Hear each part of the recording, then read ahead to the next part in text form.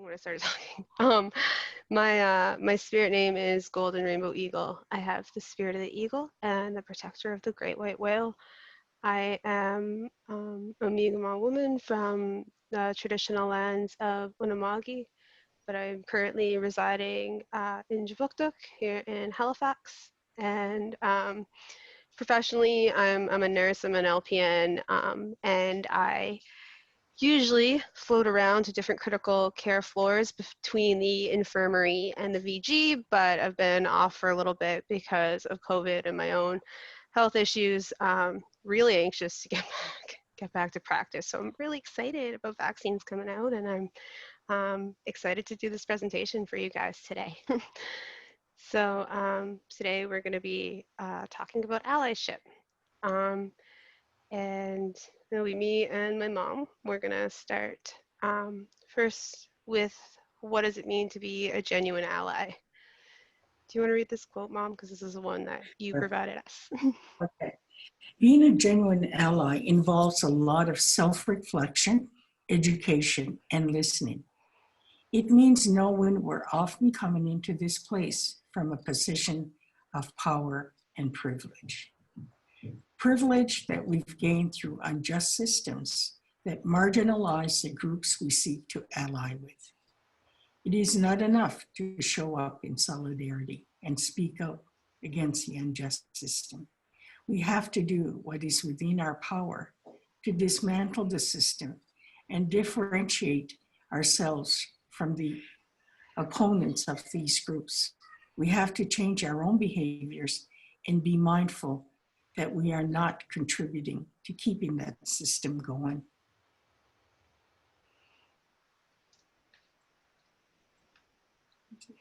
So I think, for at least for us, when we're talking about the Indigenous perspective and Mi'kmaq perspective specifically, we really need to, again, reiterate these ways of being and knowing to sort of give people an idea of where we're coming from as Indigenous people, and to just give our allies a point of reference for our perspectives as well, because you can't know what you don't know, and sometimes it just helps sort of have a starting point. So for us, there's a couple big concepts we talk about in terms of Mi'kmaq ways of being and knowing, and the first one is Adawamtamunk. I always mess up at the MK at the end there, but it's two-eyed seeing. And to us, that's it's a concept that was named by Albert Marshall. And we talk, it really is about, understanding that there are different perspectives, that we live in both worlds. We can see both worlds, from our perspective. We have our cultural concepts and our ancestral teachings, but we also know we live in a modern world, and for me, I really use that example of myself as a healthcare professional. I follow a pretty traditional way of life when it comes to ceremony and my traditional teachings, but I'm also a 30-year-old woman who's a nurse. So like I work really hard, and I try to incorporate my understanding into what I'm doing in the Western world as well. And then the other one, do you want to talk about this one? Sure.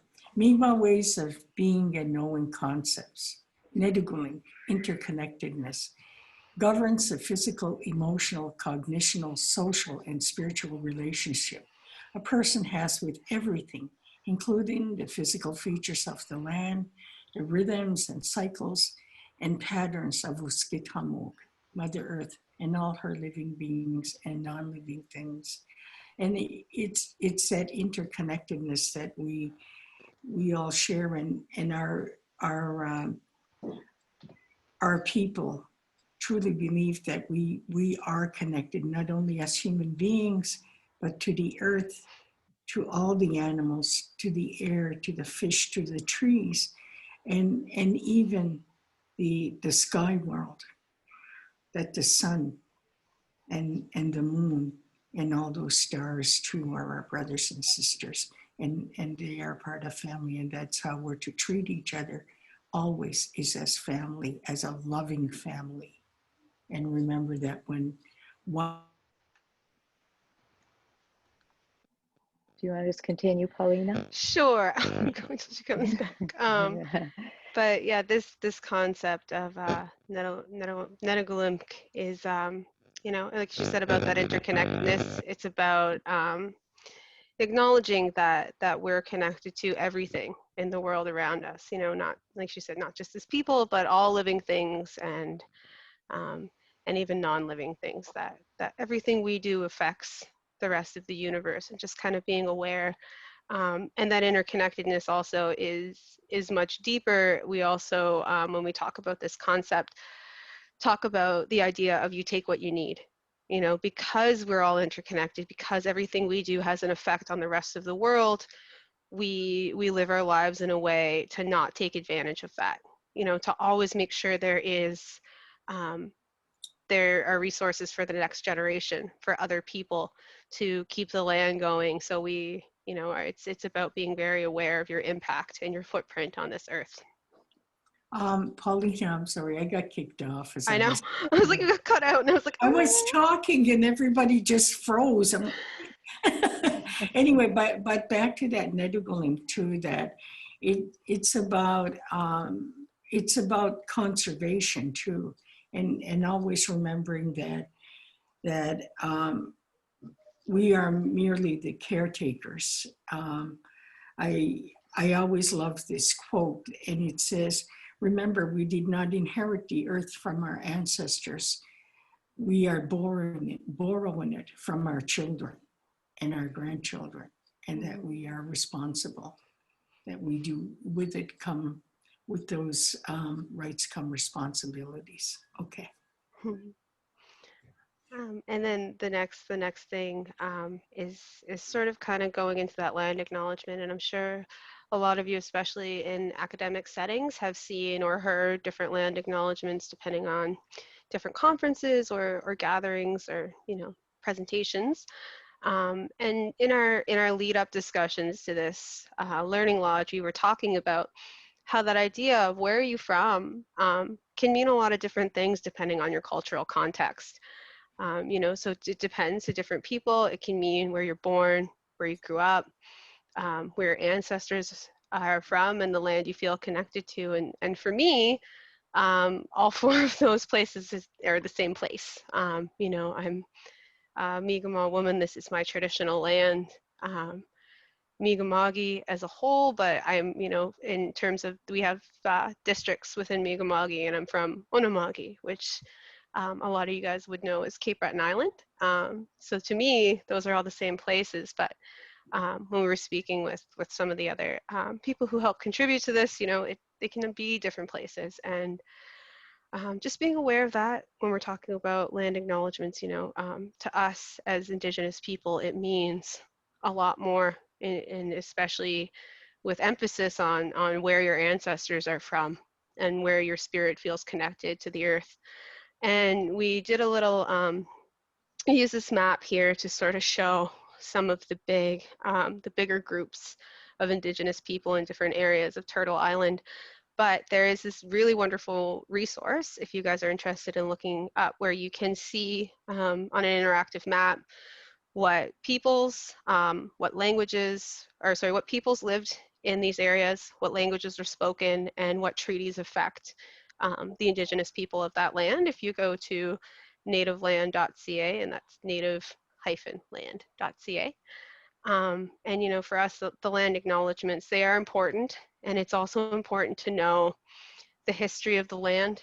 It's more than just this performative act of saying, hey, we're here on Mi'kma'ki, and then moving on. You know, acknowledging that is sort of the bare minimum. It's sort of your duty, really, to know the history of the land that you're on, or, you know, to really educate yourself about it, because it varies so much across the nation, across continent, across the world. But it's really important because it gives you a good context to understand where your patients and where your coworkers might be coming from too. And with us, from the Indigenous perspective, we're from here. There's a letter written by a chief to the King of England, And he talks when he talks in that letter, and what he says in that letter, he says, "Wajis khalili migmagi." And what he's saying is that I have sprouted from this land. I belong to this land.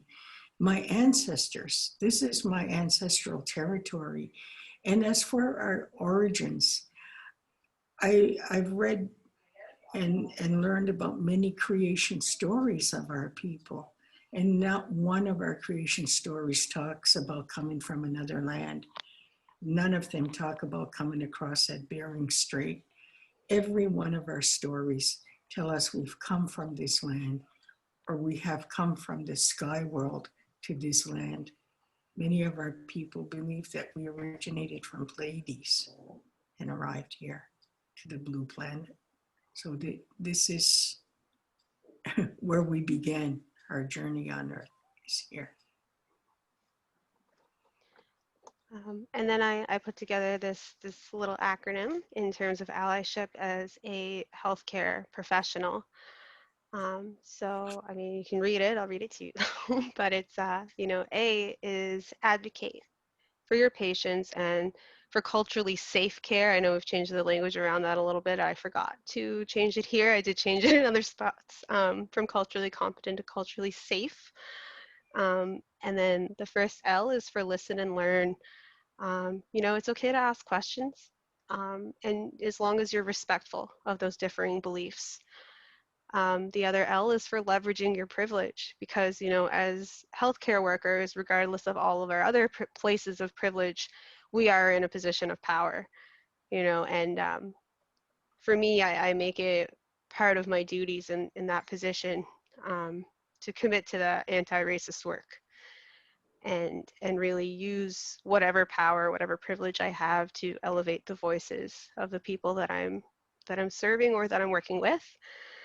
And yield the floor. You know, that's letting your patients lead the conversation, or, you know, in some cases it's our coworkers. But for the people that you want to advocate and you want to be an ally to, you need to let their voices lead those conversations. I think that's really important.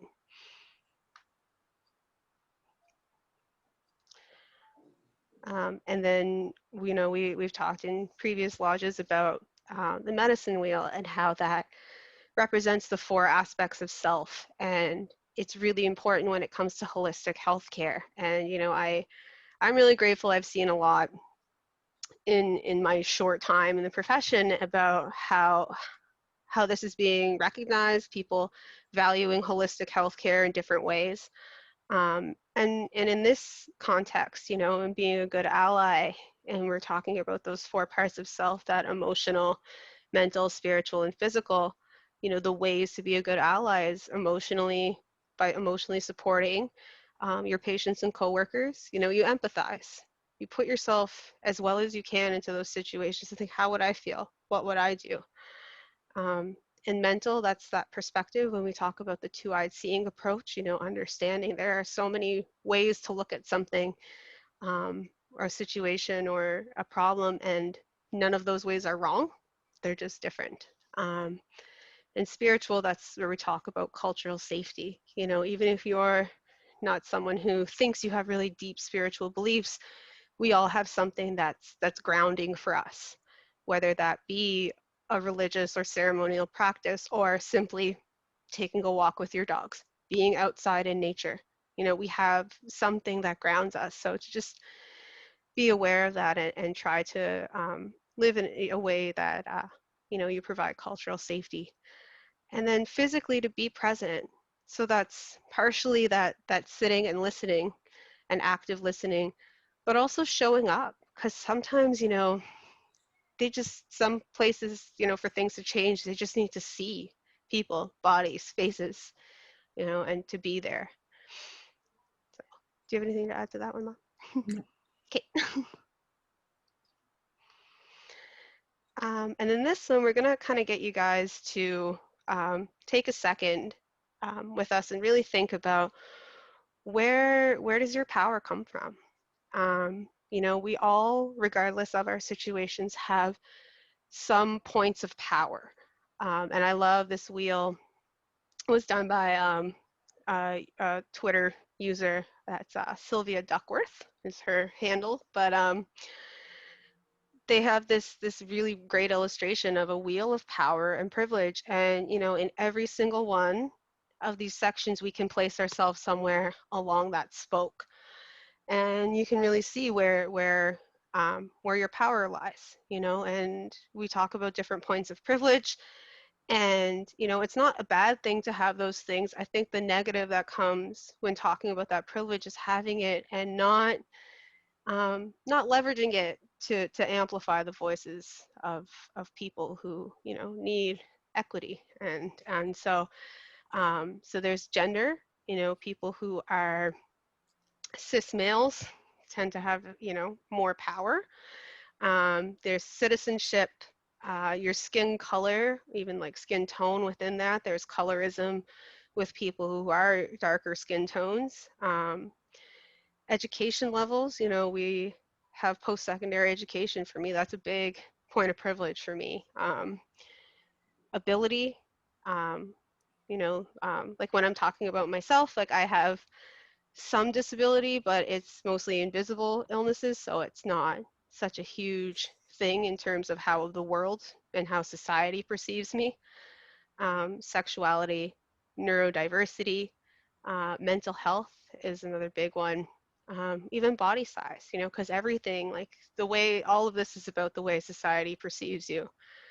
Your housing situation, as well as wealth, and that can be both what the situation you were born into, as well as your acquired wealth, your position in life now, and the way that you grew up.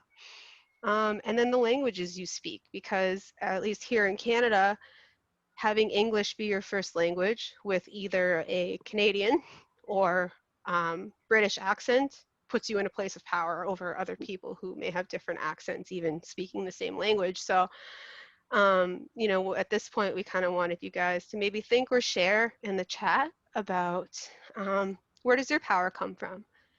What are your biggest points of privilege that you can leverage to be a good ally? I teach at St. FX, and we do something similar to this. I was telling them this morning, and we call it the flower of power. And I teach in the education department there. And some of these are listed there. And if you're privileged in that area, you color that petal. And a lot of times at the end of it, when we show our flowers, it is non-Indigenous Caucasian people who have the brightest flowers. The rest of us have many petals that are just not colored in, or maybe only one or two petals. So that's another way of approaching this too. It's called the flower of power. You get an opportunity to see that.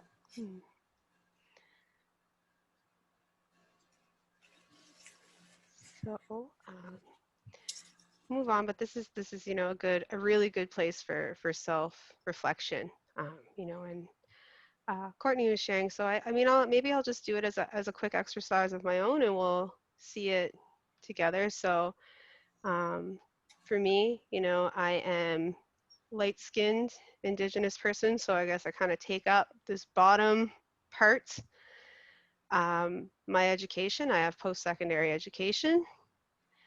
Like I said before, I have some disability, but to me, it's more my own. It's more of an invisible sort of disability, so I'm going to kind of put myself a little bit in on that one. This power here, I don't identify as fully straight, but I am in a heterosexual relationship, so I kind of live in this area. Like I'm here, but a little more. And then here, neurodiversity again. Sorry, actually, no, sorry, I hit the wrong spot. Up here, my mental health is not really great. I do have mental health disorders, but they are controlled with medication right now and therapy, so I'm here.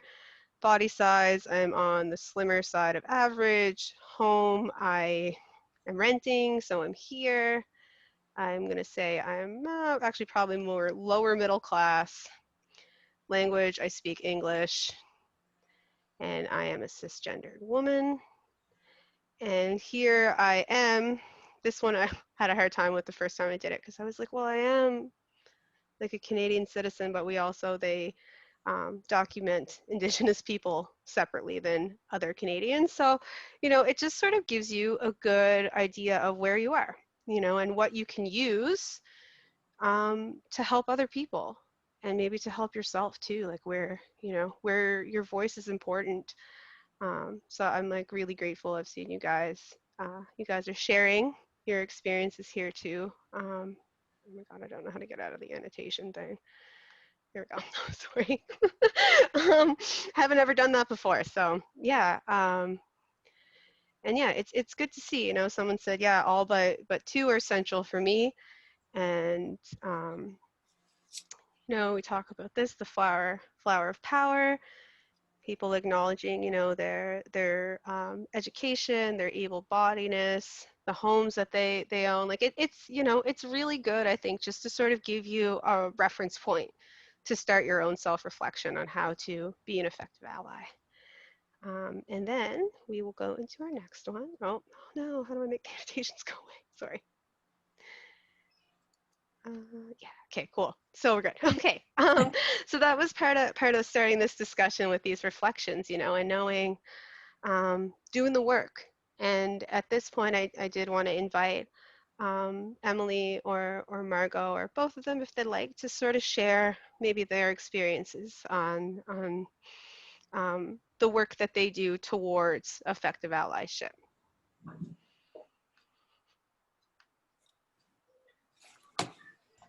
Sorry, I'm in control of mutes here. Yeah, Margot, do you want to go first? I feel like you have more. sure. I guess the word that comes to mind for me is humility. And in the work that I've been doing with Indigenous communities is to park my Western training and education and be a strong listener, and how I have to initially really practice that listening skill and what I've been taught, and listen to listen to Indigenous people and their words and what they want me to hear, and then act on that and be an advocate for that. And so just humility and knowing that I don't know, what I think I know, and there's a lot that I need to know and listen to. So that would be one reflection.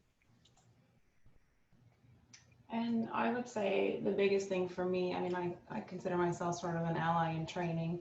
I learned from Margot, I learned from, everybody that I work with. But I think the biggest piece for me has been being able to sort of be uncomfortable and sit in that, because I think you sort of, the terms white privilege and unconscious bias, I think your sort of initial reaction is to butt against those and sort of be like, no, I'm not biased. And I think there's a level of sort of accepting that when you look at that diagram. I mean, you have positions of power, lots of them. I have lots of them. And I think the biggest thing for me has been accepting that and kind of sitting in that and letting that be okay.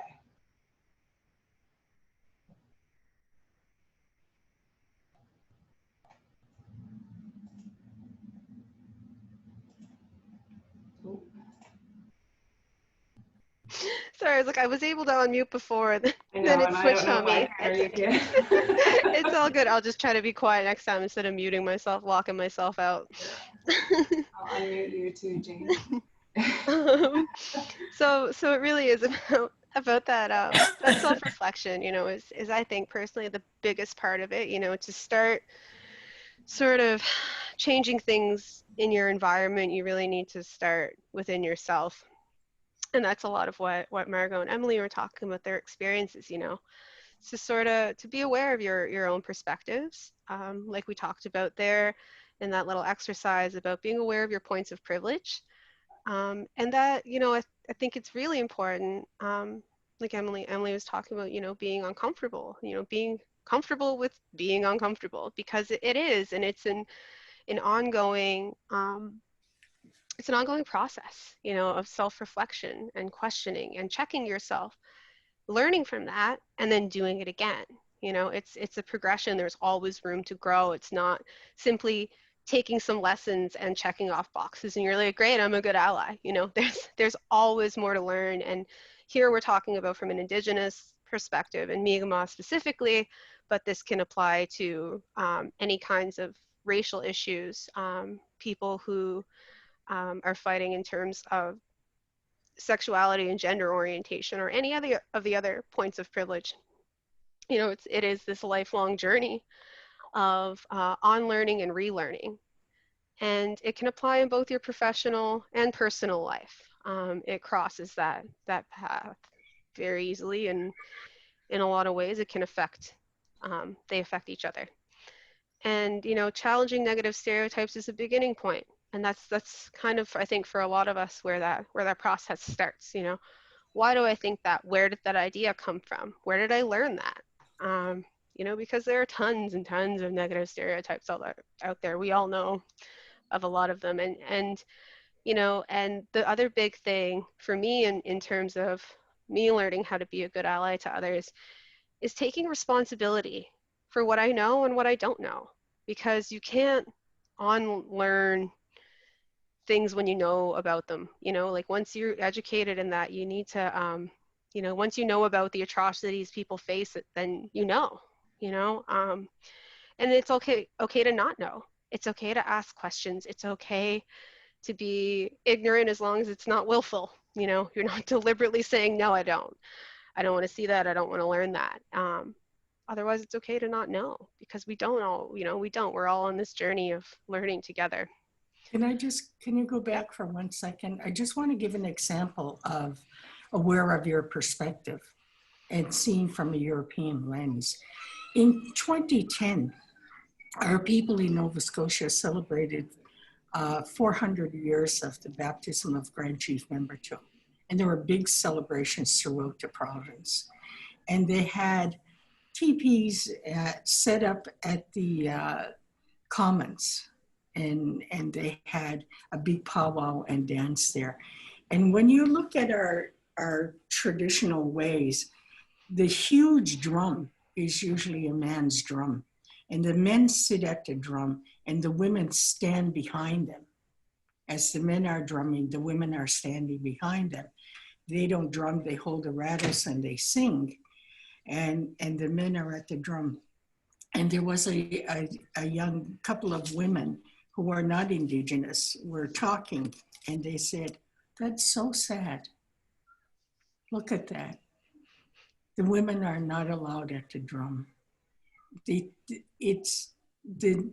Mi'kmaq think the women are weak or not good enough to sit at the drum, and they have to stand behind it. And one of our elders was standing there, and she turned around and she said, excuse me. She said, this is a moment for me to teach you. She said, you see those women behind the drum? She said, and the men that are sitting at the drum. That's an example of the strength of women and how we see them. The men are sitting at the drum. They have their backs to the world. They're in a vulnerable position. Who's going to watch their back? Who's going to protect them? But the women are standing behind them and they can see everything that's going on. And that they are actually protecting the men. That's what they're doing. They're not in a place of lesser value. They are there to protect.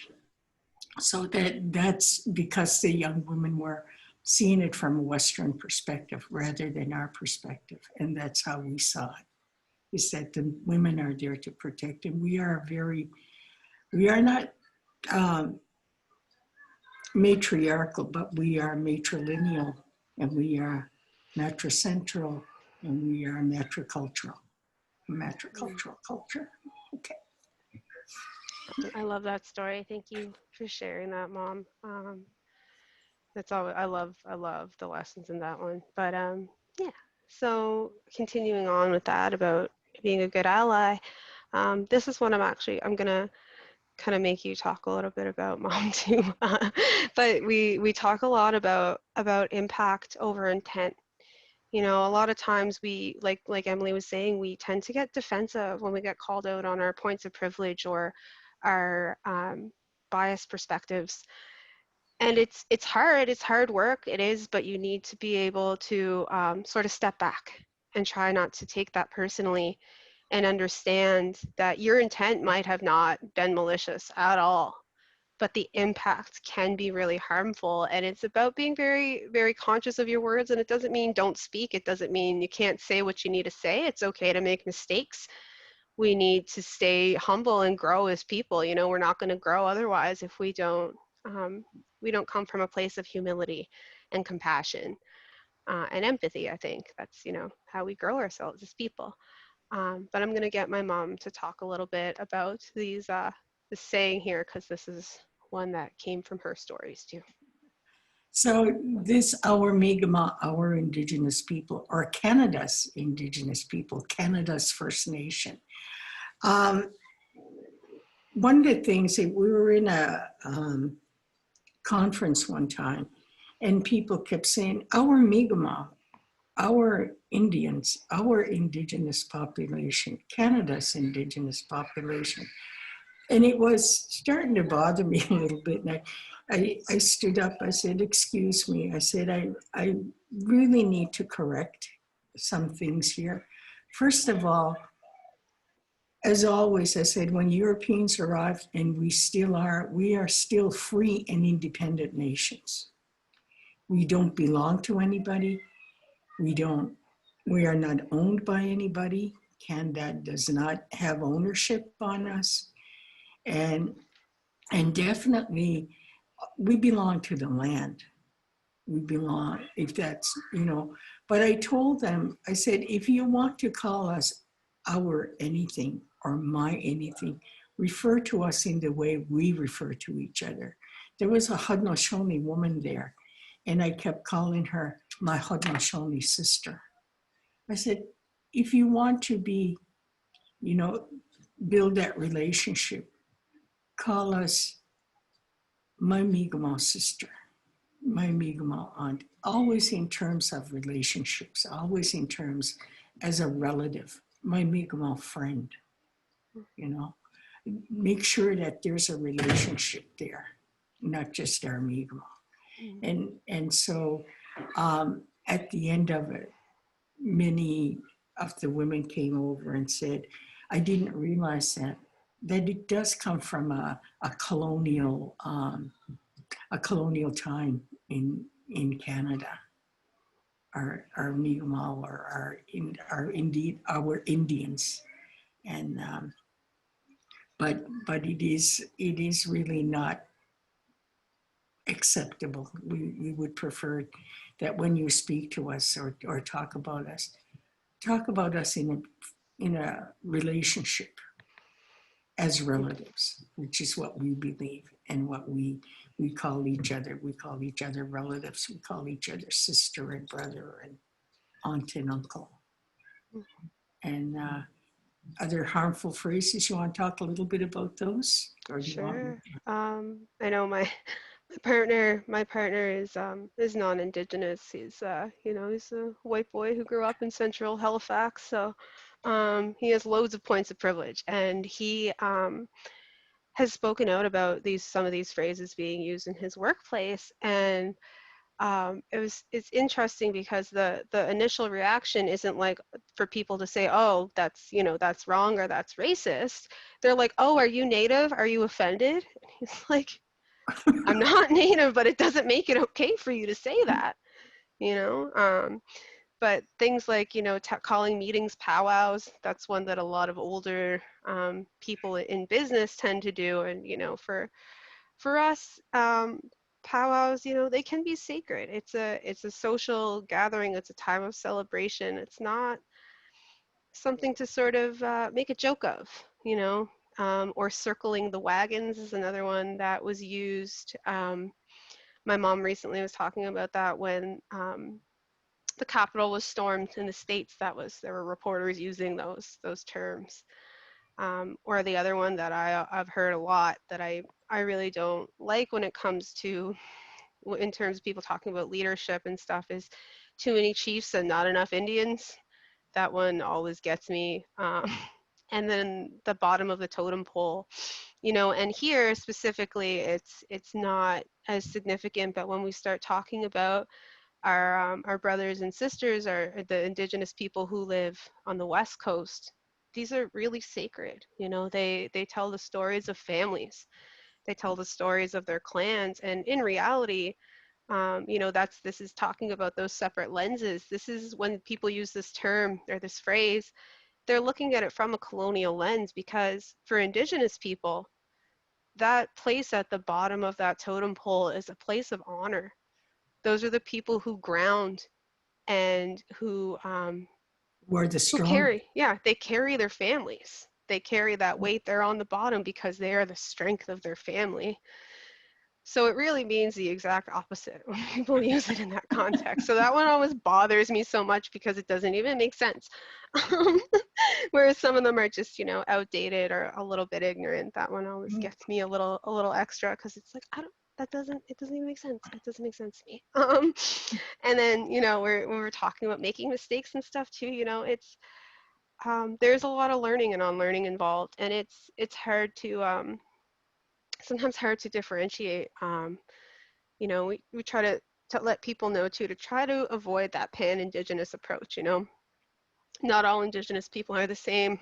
Not all nations have the same teachings, and even within nations, like my family's teachings will vary from someone else who grew up in another reserve in another family. There might be slight variations. Some of our people are much more aligned with Catholicism. So, just to be aware that there's a lot of variation within that too. There isn't a one size fits all when it comes to Indigenous peoples. And then And even another when you great, talk about the homes, a lot of us, our homes are different, our traditional homes.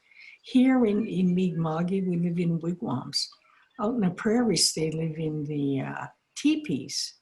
And then in the Haudenosaunee culture, they live in longhouses that are made out of bark.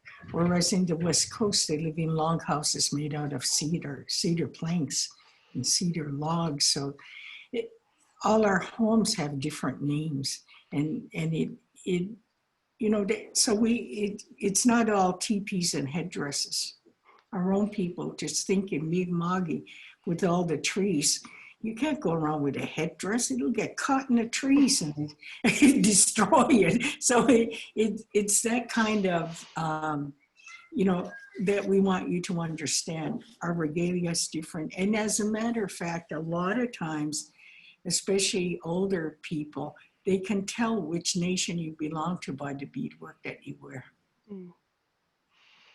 If you guys ever have a chance, in Six Nations, they have a little little cultural center on the reserve there, and they have a really beautiful display of the different traditional regalia from each of the Six Nations and how their headdresses, how their beadwork, how their different jewelry varies. It's really beautiful.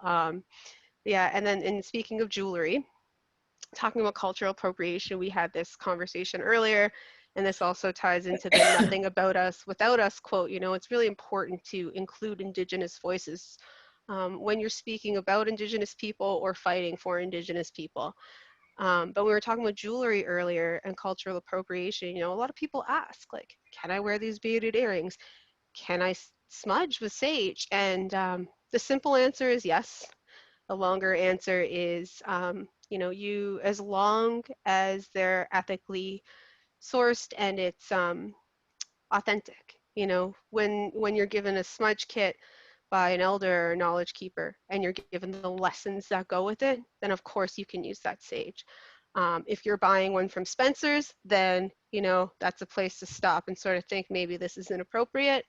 And same with earrings, where you don't buy your beaded earrings from Claire's, source them from Indigenous makers. It's just about being conscious of that. I think it's beautiful and wonderful when I see non-Indigenous people wearing Indigenous jewelry. I love it. And even these, like the ones that I'm wearing here, they're bone, but they're not even from animals here. They were made by by a woman in Alaska, and they're ox bone. So, they're made by another indigenous maker, and I love them. Her name is Maka Montour. If any of you are interested in looking up her stuff, it's super beautiful. I'm obsessed with it. And what I'm wearing here, if you can see that, that's purple and the white, that's wampum, Mm. made from the quahog shell, same with the necklace. Yeah, those come from, this one comes from from Maine, and this one comes from the Haudenosaunee Nation, the Iroquois Confederacy. But it's different. Yeah, we also use wampum as mi'kmaq, but that's where those wampum belts are made from these shells. Okay. Okay, and then I know we're kind of getting close, getting to the crunch time, so I'm just going to go over some stuff real quick here. We do have resources that are going to be available on the website. Emily and Margot are going to take care of that for us.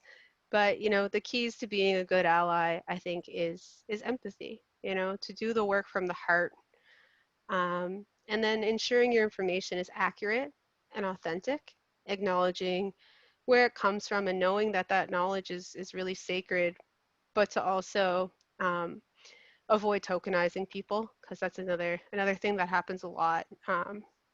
So just to be conscious and aware, and acknowledging where your information comes from.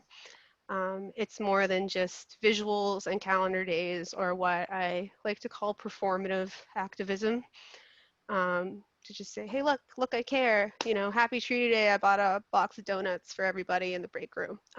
It's more than that. Not that those things are awful. Just um, and that things don't change unless people ask questions.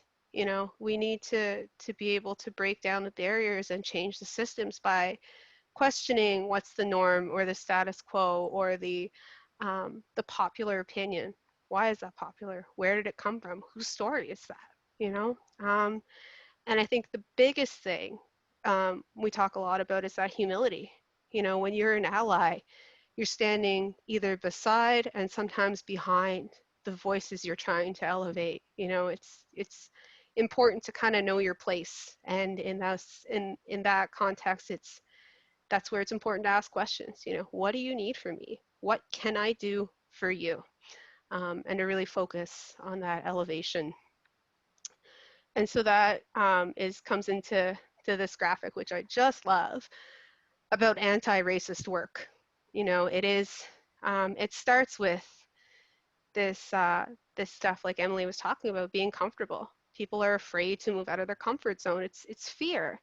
But once you get over that fear and you learn to be comfortable with being uncomfortable, then you start seeing things, and you can start asking questions, doing self-reflecting and seeing where your privilege comes from, doing the effort to educate and to ask and to find, where your knowledge gaps are. Like I was saying, it's okay to be ignorant as long as it's not willful. And then, we go into the real anti-racist work, where this refers to it as the growth zone, where you can be an advocate. These are things you can do to be an effective ally. And we talk about that word ally too, and it's like we say, it's hard to call yourself an ally. It's one of those things other people recognize in you. It's like an honor given to you for the work that you put in. But it doesn't mean you can't work towards being an ally, and that's how I see it. I'm working towards that. I'm doing anti-racist work. I might not call myself an ally, I mean, in some contexts, but it's about the work and not necessarily the name or the recognition. And then we talk quickly too about the 4 R's of allyship, and that's relationships, like my mom was talking about with, it's important to build those relationships, to acknowledge them. Respect is a really big one. Reciprocity is important too, to the give and take. And responsibility, which is one that I talk a lot about, being responsible for what you know and what you don't know, and learning that humility. And in here, there's some of these a lot of what we've already talked about, just sort of reiterating them, about sitting with discomfort. You know, that's okay. Acknowledging that it's about more than just yourself. So that humble, that humility, that lesson in there. And then where I say not necessarily performative activism, there's action behind effective allyship, educating yourself and ongoing self-reflection. You know, it's about growth, and it's continual. You know, there's no end point there. You can always learn more, and it's okay to feel emotions about it. You know, it's hard sometimes to learn other people's history and other people's perspectives, especially when they're ones littered with violence. It can be tough, and that's okay to feel those things. You know, a big thing in terms of healthcare is making sure you are a good advocate too, because you do hold a place of power. And accountability is another big one, you know, to say, like, I didn't know that. I had no idea. Thank you for teaching me. Thank you for sharing that.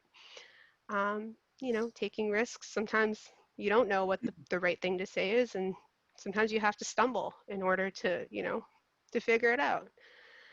And the same sort of stuff, you know, working on your points of privilege, using it to try to elevate the voices of the people that you want to form this allyship with, committing to that anti-racist work and being aware of the impact over intention. And then these were things we grabbed really quick from the resources, about 10 ways to be a genuine ally. Would you like to read these, Mom? I feel like I've been talking for a really long time. What's that? So would you like to read out the Mm, list here? It's like I feel Sure. like I've been talking forever. So first, listen to and follow the community. A lot of times, the community knows what they need, and they know what they want. Um, so it's listen carefully to what is needed, and center the stories around the community. You know, and make sure that when you tell those stories, they're about that community, you know, and know the historical and cultural context of what happened. Why is that there? You know, like for Indigenous people, many of us carry that intergenerational trauma. And it's trauma that's being carried from conception, you know, and it's being carried hundreds of years. It's in our DNA. Our people call it our blood memory.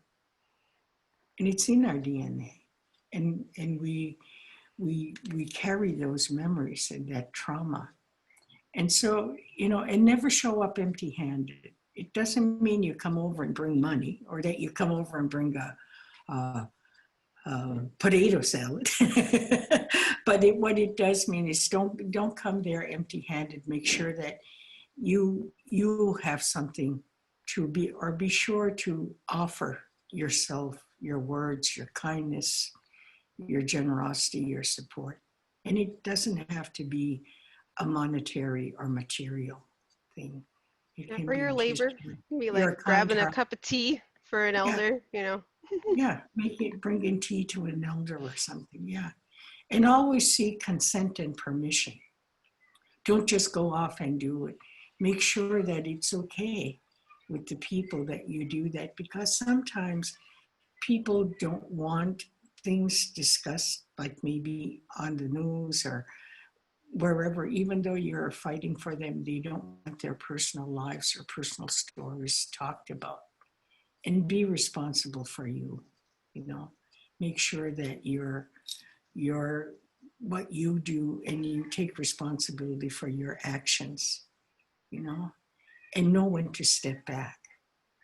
Know that you don't have to be in front all the time. It's okay to step back a little bit and allow others to speak. And saviors are not needed. Solidarity is needed, though. And be mindful of others' time and energy. And last but not least, do not do any harm to the community. You know, make sure you get advice from elders, from the leadership, you know, to help. Because I will tell you this much, we certainly do appreciate your allyship and your help. It is with deep gratitude that we accept that. Mhm. We also had these examples, but there is a pamphlet that's available that are more, gives you a lot more information, and this will be available on the website, but I kind of just pulled this out of here, or out of there rather. You know, this part is at the bottom. This is what rings the most true to me, you know, is about when trying to remove barriers for Indigenous people in your workplace, ask Indigenous employees what their specific needs are, and don't assume that every Indigenous person will have the same needs. And I know we said that already, but I think it's a really important point to drive home. You know, and another big one that I just wanted to highlight here before we move on, because I know we're tight on time, and I want to be able to get some questions in if you guys have them. In the previous slide, you might have seen the illustration here of Isabella, as a little girl out west who wore her ribbon skirt to school for formal day and was sent home, and the teacher told her that's not appropriate. So that's a big one here, and this is what that specific example is, you know, talking about removing barriers in a workplace, seeing creating dress codes which are inclusive of Indigenous cultural clothing and traditions. Obviously where available, you know, it's not always the safe thing to do. Like I don't want to wear a ribbon skirt when I'm working on a post-surgical floor and people are throwing up, and you know, I'm not interested in getting my ribbon skirt bled on. But you know, it's just about having that inclusive and being aware of that inclusivity and asking what people need. So these are the list of resources, some of the ones that we talked about here. I stole from some of those pamphlets. So there's the Indigenous Ally Toolkits available, built together, the 10 ways to be a genuine ally, which we had listed there. And you know, the quotes here where it says, you know, there are many ways to be an ally to Indigenous peoples. The term ally means that you recognize the privilege that settler cultures have and take for granted. It also implies that you challenge and work towards breaking down those barriers that continue to violate Indigenous communities. You know, and it's a way of being and doing. It's a continual process. I know a lot of this is said over and over and over, but you know, they're the most important things, in my opinion, you know, about and the work that we can do as healthcare professionals, acknowledging and leveraging our points of privilege to elevate other people's voices, question policies and practices in the system, because things don't change if no one says anything. And bringing your concerns forward. You know, there isn't always, it doesn't always feel safe to confront the people who have hurt you or have said offensive things, and or hurt your coworkers or your patients. But there are people that you can go to, you know, and I know we've all done these conflict resolution things, but you know, you can talk to your managers, department heads, sometimes unions you can report things to, and boards. But another important thing to be aware of, especially in NSHA, is we do have Indigenous liaisons and cultural care experts that can, you know, you can tell them about specific experiences or specific concerns, that there are people willing to listen, even if your immediate circle isn't a safe place to voice that. And then we're going to go into questions. I know we're kind of a little like squeezed into time there, but if you guys have time to stay and ask questions, we are more than happy to answer anything.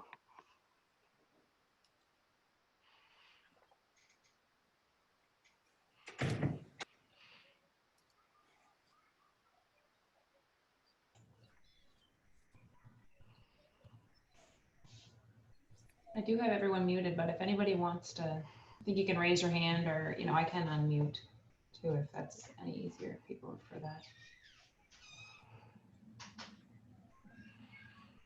Or pop it in the chat. I can read them out too, if that's the easiest thing for you guys. He's raising his hand to class. Oh, the classes? Hold on. Yeah, you raised your hand. I have to go through and find them. Gotcha. Yeah, the person in front, he raised. There. So, can you hear me okay? So Yes. on behalf of the 28 people that are here in the room, thank you very much for a wonderful presentation. It was very, we've been through an IPE, Indigenous Cultural Safety course.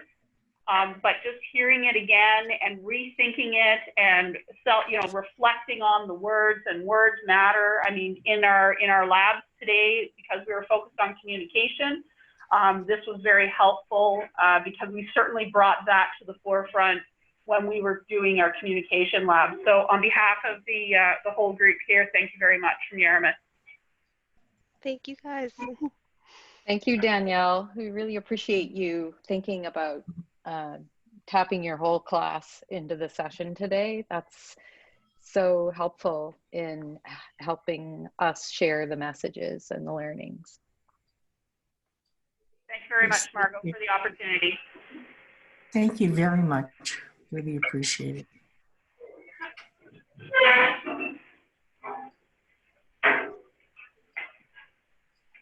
So there's one shared in the chat here too. That says, I know a lot of the work is something we can do within ourselves, self-reflection and the like.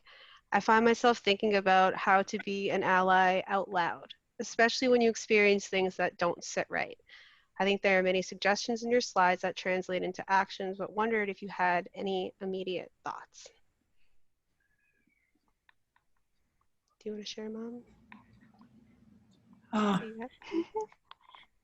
Not right now, but the thing I would say, if you can, definitely connect to a community or to Indigenous people, and especially to the elders. Talk to them and some of the leadership, and they will, as long as they know you're by their side, they will also be by your side.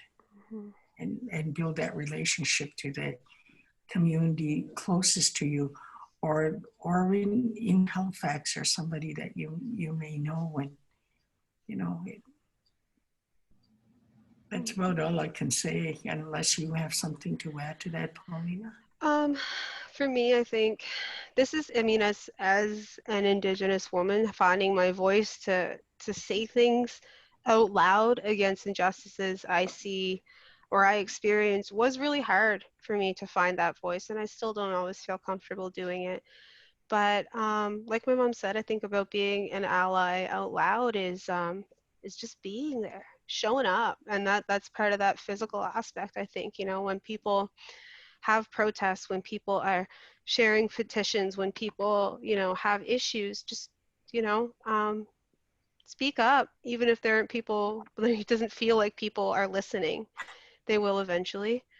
And I think, it's hard when no one's listening, but to know that you do have support. And if you do have specific issues that you might need some help with, or say you want to provide some better culturally safe training for your floor that you work on, or your coworkers, there are resources available. The supports are there. And like my mom said, is just being a part of the community, even if it feels like no one's listening at the beginning. Your voice does matter. It matters to us, even if people, the non-native people you're working with don't hear you. We hear you and we see it, and we appreciate it. It means so much to me when I'm in places of work and my non-native coworkers are the ones to say something before I do, or they come to me and they're like, that was not okay. Even just acknowledgement that situations are not okay is a good place to start, I think. I hope I answered a little bit. It's kind of one of those things. It's hard to talk too much about in a situational aspect without getting emotional about it too. It can be intense.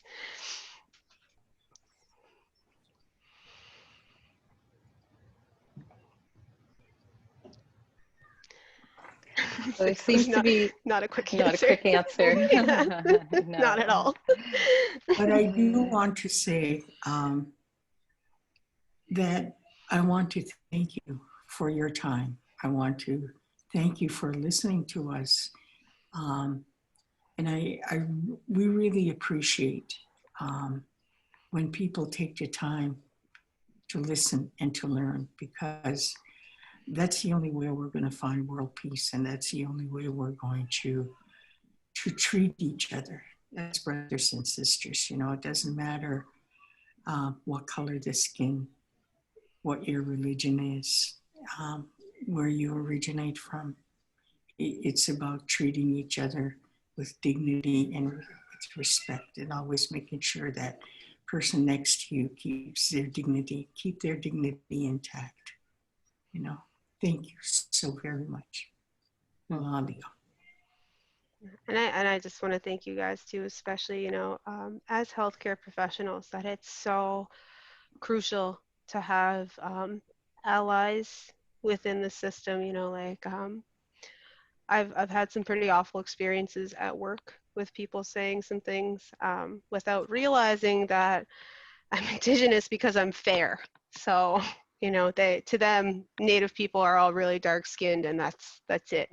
So, even though other Native people, even other people of color, recognize me at work all the time. Like some people will be like, "You're not white." I'm like, "No, I'm not." But you know,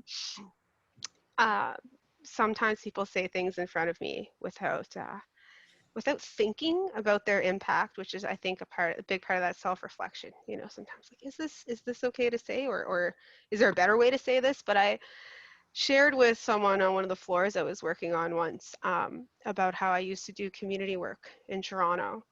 And I ran a youth program for kids 7 to 15. And she goes, "Oh, there must have been a lot of FAS. They were probably all FAS kids, right?" Like, excuse me? And I actually like had like I felt myself pull back, like, what? Like, how, first of all, how could you make that assumption? That's super racist. And then second, like, why would you say that out loud? And that way, you know, like there were better ways. I think if she really thought that or really was interested in the answer, could have asked, you know, like, what was the population like what, you know? And then to her, I was like, no, it was an after school program. It was for kids whose parents were at work from 3 to 6 and they needed someone to watch them, like a normal after school program, but offered to Native kids. I don't know how else to explain it to you, but I like really messed me up because and then the more I talked to her, a lot of her views were extremely toxic. But you know, it just, I have a lot of examples. And then the worst part about that, though, it was in a break room and there were 5 other people, and everybody else just put their head down and looked away and stopped being a part of the conversation and let me sit there in it and just have to deal with it. And I had to deal with it alone. No one else questioned what she said. And that was really hard for me. And I think it might have been a different experience, even if they couldn't do it at the time, to come to me later and be like, that was really messed up. I'm really sorry. But no one did. No one ever did anything or said anything about it. So, you know, it's one of those things too. It's like, if you see something, say something, even if you can't in the moment. Just letting other people know that it impacted you as well is important. Thank you, Paulina. Thank you and I'm so sorry that you had that experience and all the experiences that you talk about. And thank you for sharing what actions we can take. And that's exactly what we share with the students when we do the anti-racist training. And we say, make sure the person is okay first, and make sure they're okay, and then, you know, deal with the incident. So really appreciate you sharing that and helping us find ways to think about it and actions to take and to be strong and take those actions. So I can't say how much I really appreciate the time and knowledge that you shared with us from your heart. And it's just every time we share this time with you, we all learn so much, and just really grateful for this relationship. And thank you. We look forward to the next Learning Lodge. We haven't identified the topic yet, but thank you so much to everybody. If you wanted to share this knowledge from today with others, the link will be on the chair website on the School of Nursing. So it's such rich content. I think we could have done this over 2 sessions actually, and open to your feedback. Paulina and Jane and I and Courtney and Emily, we've been talking about the content for these lodges and really trying to target some really high priority areas. So as I said, this could have been probably over 2 sessions. And if there's something in particular, please email me and let me know if there's something specific you'd like. So thank you so much, everyone. Have a fabulous day and stay well. Thank you.